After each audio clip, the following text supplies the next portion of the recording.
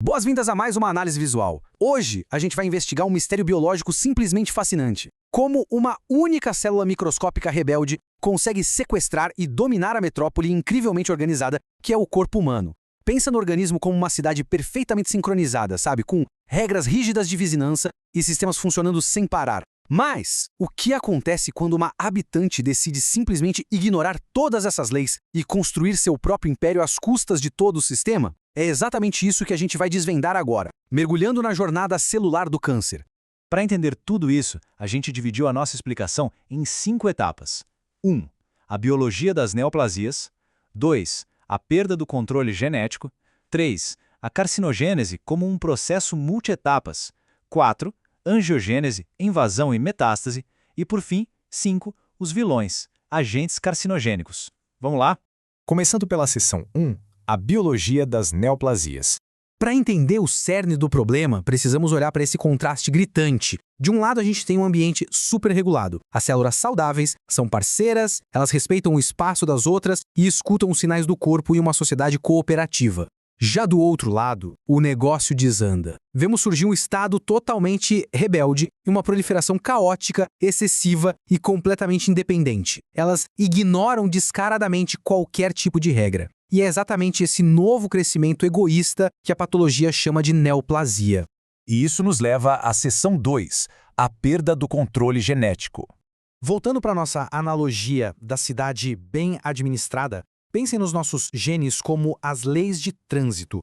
O controle natural depende de um equilíbrio muito delicado entre o acelerador e o freio celular.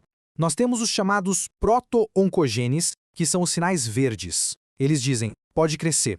Mas se eles sofrem uma mutação, eles se transformam em oncogenes. É como se o sinal verde simplesmente travasse aberto, e o crescimento acelera loucamente sem fim. Em contrapartida, nós temos os genes supressores de tumor, que são os sinais vermelhos, os freios que diminuem e garantem o controle. Quando eles sofrem mutação, é como se os freios falhassem por completo numa descida ladeira abaixo. E dentro desse departamento de controle, existe uma verdadeira autoridade máxima, o P53.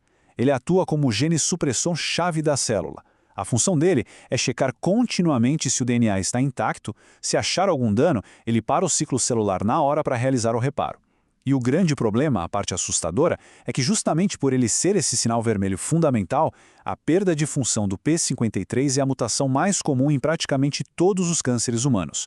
Com o guarda principal inativo, os erros simplesmente saem do controle. O que nos traz a seção 3, carcinogênese, que é um processo multietapas. Sabe aquela ideia de que um tumor aparece do nada, da noite para o dia? Esquece isso.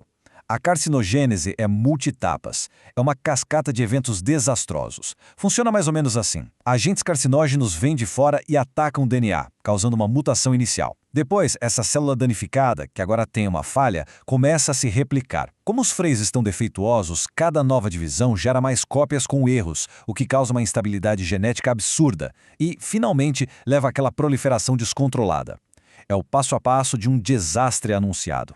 Seguindo para a seção 4, angiogênese, invasão e metástase. O que é muito louco de entender aqui é a logística dessa célula rebelde. Pensa bem, nenhuma massa de células consegue crescer muito sem ter acesso a recursos. É aí que a angiogênese entra em cena. O tumor engana o corpo usando sinais químicos para obrigar a criação de novos vasos sanguíneos voltados só para ele. E a angiogênese é essencial para o crescimento tumoral. Sem oxigênio e glicose, a massa não vai para frente. É como se a cidade rebelde construísse rodovias próprias para roubar os suprimentos do organismo. E olha só como isso é complexo. Esses vasos criados pelo tumor são super caóticos. Eles não são organizadinhos como as nossas veias normais. Eles são frouxos, muito defeituosos. E além de nutrir o câncer, essa infraestrutura mal feita traz um perigo imenso. As paredes frágeis desses capilares acabam servindo de porta aberta para que células do tumor caiam na corrente sanguínea e peguem carona para outras partes do corpo. Esse ciclo se resume numa progressão terrível.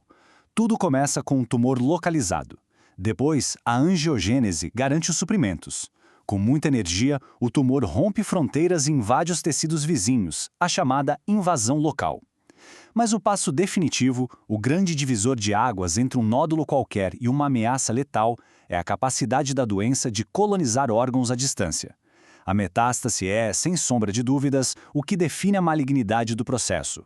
E, finalmente, seção 5, os vilões, agentes carcinogênicos. Afinal, o que serve de gatilho para atacar o nosso DNA em primeiro lugar? Um dado estatístico impressionante. 22% das mortes por câncer têm uma fonte totalmente identificável. Isso coloca o tabagismo como a principal causa de câncer evitável no mundo inteiro. É um choque de realidade. Os produtos inalados agridem as células de frente, deixando super claro o impacto colossal dos nossos hábitos do dia a dia no desenvolvimento da doença. Além de produtos químicos, não podemos esquecer dos agentes biológicos, que são super importantes para impulsionar a doença. Vírus como o HPV, o HBV e o HCV agem como verdadeiros sabotadores, bagunçando aquele nosso maquinário interno de controle. Isso acaba favorecendo tumores crônicos, como de fígado e de colo de útero. Mas o lado bom disso tudo é o triunfo da prevenção. Hoje, graças às vacinas, a gente consegue barrar ameaças como o HPV antes mesmo que elas iniciem qualquer destruição silenciosa nas células. Resumindo a nossa análise, a carcinogênese é multietapas e muitas vezes não é apenas um golpe de azar ou uma fatalidade. Trata-se de uma falha num sistema que é frequentemente impulsionada pelo ambiente em que vivemos e pelas nossas próprias escolhas. Ou seja, entender a mecânica desse perigo significa perceber que uma boa parte desse risco pode ser controlada ativamente no nosso dia a dia. O que nos deixa com um pensamento final super importante. Como a gente viu aqui, toda a planta dessa cidade rebelde foi mapeada, desde o P53 quebrado até aquelas rodovias clandestinas de angiogênese. Sabendo que o primeiro passo quase sempre vem de fora, quais atitudes e escolhas de vida vão garantir que aquele primeiro tijolo dessa bagunça genética nunca chegue a ser colocado? Vale a reflexão sobre como cuidamos do nosso próprio corpo. E a gente se vê na nossa próxima explicação visual.